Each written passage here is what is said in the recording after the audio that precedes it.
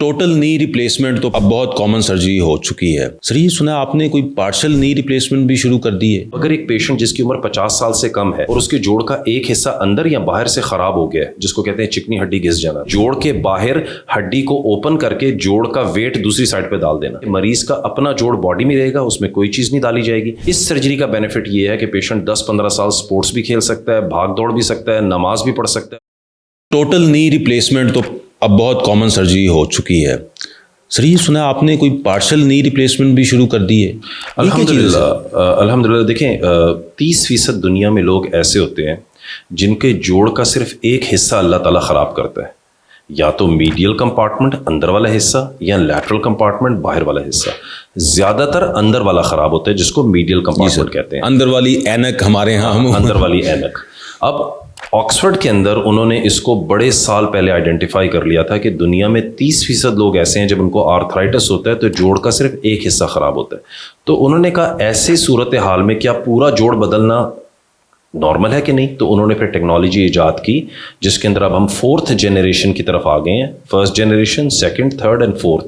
اس کا مطلب کہ ہم جوڑ کو پورا تبدیل کرنے کے بجائے صرف اس حصے پہ کور لگائیں گے جو خراب ہے.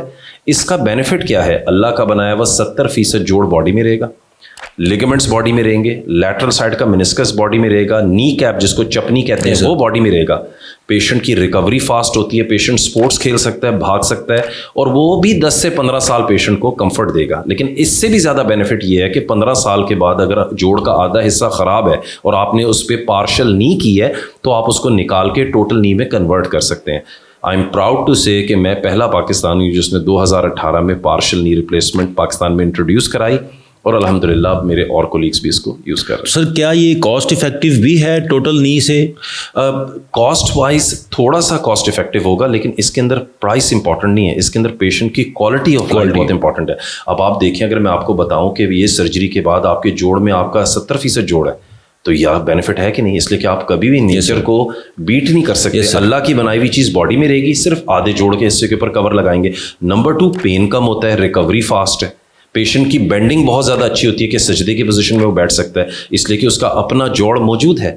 تو دیر از نو کمپیریزن بٹوین کہ ٹوٹل نی کا پارشل نی سے، اس لیے کہ پارشل نی کو آج کی ٹرم میں جوڑ بچانے والی سرجری کہتے ہیں، جس کو انگلش میں کہتے ہیں جوائنٹ پریزرویشن سرجری.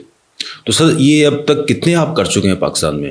الحمدللہ میرا اندازہ ہے کہ 2018 سے لے کے اب تک 300 سے زیادہ ہم لوگ. ماشاء اللہ سر. اور سر سکسیس ریٹ بھی اس کا؟ الحمدللہ بہت اچھا سکسیس ریٹ. تو اس میں سر کمپلیکیشنز بھی ہوتی ہیں؟ ہر سرجری کے اندر ہوتی ہیں. اب سرجری کے دوران آپ فریکچر کر سکتے ہو، پارشل نی کامیاب نہ ہو تو آپ اس کو نکال کے ٹوٹل کر سکتے ہو. سرجری کے اندر ڈاکٹر زبیر ہر سرجری میں کمپلیکیشنز ہوتی ہیں، اور یہ ایک سرجن کا فرض بنتا ہے اپنے مریض کو بتانا آنیسٹی کے ساتھ. میری پریکٹس کے اندر میں اپنے پیشنٹس کو صاف کہتا ہوں کہ اگر آپ کو کوئی کمپلیکیشن ہے تو میں اپنے مریض کی کمپلیکیشن ٹھیک بھی کرتا ہوں. الحمدللہ اب تک ہمارے پیشنٹس میں کبھی کوئی میجر کمپلیکیشن نہیں ہوئی. اس کی وجہ ہے کہ میرے پاس 20 سال کا اسکل ہے، 10,000 سے زیادہ سرجریز کر چکا ہوں اپنے کیریئر میں. سر اس کا جو ریہیب ٹائم ہے، یعنی کہ آپ نے سرجری کے بعد جو ٹائم ہے وہ کیا ٹوٹل نی سے کم ہے؟ پارشل نی ریپلیسمنٹ بہت جلدی پیشنٹ ریکور کرتا ہے، اس لیے کہ اس کو درد کم ہوتا ہے. میرے مریض ٹوٹل نی اور پارشل نی کے دوسرے دن گھر چلے جاتے ہیں، اس لیے کہ ہم ان کو اتنا پین مینیج کرتے ہیں. ود ویٹ بیئرنگ اینڈ یعنی کہ وزن وہ چل کے جا رہے ہیں، وزن ڈال کے چلے. کچھ پیشنٹس ہیں جو ہمارے ہاں ٹوٹل نی ریپلیسمنٹ بھی نہیں کرانا چاہتے، پارشل نی ریپلیسمنٹ بھی نہیں کرانا چاہتے، اور وہ ینگ بھی ہیں، تو اس کے لیے سر کیا آپشن ہے؟ ویری گڈ کویشچن ڈاکٹر زبیر. یہی میری سپر اسپیشلٹی ہے جس کو کہتے ہیں جوڑ بچانے والی سرجری. اب اگر ایک پیشنٹ جس کی عمر 50 سال سے کم ہے اور اس کے جوڑ کا ایک حصہ اندر یا باہر سے خراب ہو گیا ہے، جس کو کہتے ہیں چکنی ہڈی گھس جانا، تو الحمدللہ ہمارے پاس جو ٹیکنیک ہے جس کے ذریعے ہم جوڑ کو سرجری اندر جوڑ کے سرجری کے بغیر ٹھیک کر سکتے ہیں، اس کو کہتے ہیں آسٹیوٹمی، کہ جوڑ کے باہر ہڈی کو اوپن کر کے جوڑ کا ویٹ دوسری سائڈ پہ ڈال دینا. آسٹیوٹمی کا بینیفٹ کیا ہے کہ مریض کا اپنا جوڑ باڈی میں رہے گا، اس میں کوئی چیز نہیں ڈالی جائے گی. نی کے باہر سرجری کر کے جوڑ کی الائنمنٹ کو ٹھیک کیا جائے گا.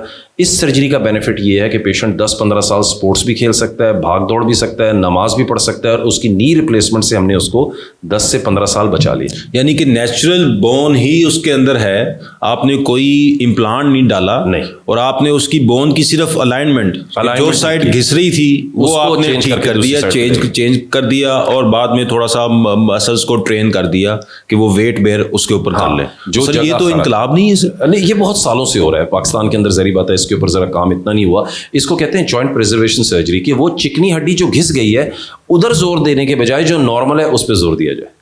سر تو اس میں تو سر آپ یعنی کہ یہ تو ایک پاکستان میں نئی چیز آئی ہے جی. ہمارے یہاں تو لوگ اس طرح نہیں کرتے, وہ یہاں تو میکسیمم نی ریپلیسمنٹ کرا لیتے ہیں, اور وہ بھی ٹوٹل ہو رہی ہے جی. تو جو ہے آسٹیوٹمی کا مطلب ہے کہ ہڈی کو کاٹ کے جوڑ کا وزن اس جگہ پہ جو درد کر رہا ہے ہٹا کے دوسری جگہ پہ ڈال دیا جائے. تو کیا سر یہ پاکستان میں آپ کے علاوہ بھی کوئی اور کر رہے ہیں سر؟ مجھے نہیں پتا, الحمدللہ ہم پہلا سینٹر ہے اور ہمارا پہلا یونٹ ہے جو ہم سب سے زیادہ آسٹیوٹمی کرتے ہیں, اور سمپل آسٹیوٹمی نہیں کرتے. ینگ پیشنٹ جس میں چکنی ہڈی گر جائے اور اس کے اگر الائنمنٹ خراب ہے تو آسٹیوٹمی کے ساتھ ہم ACL بھی اسی ٹائم کرتے ہیں.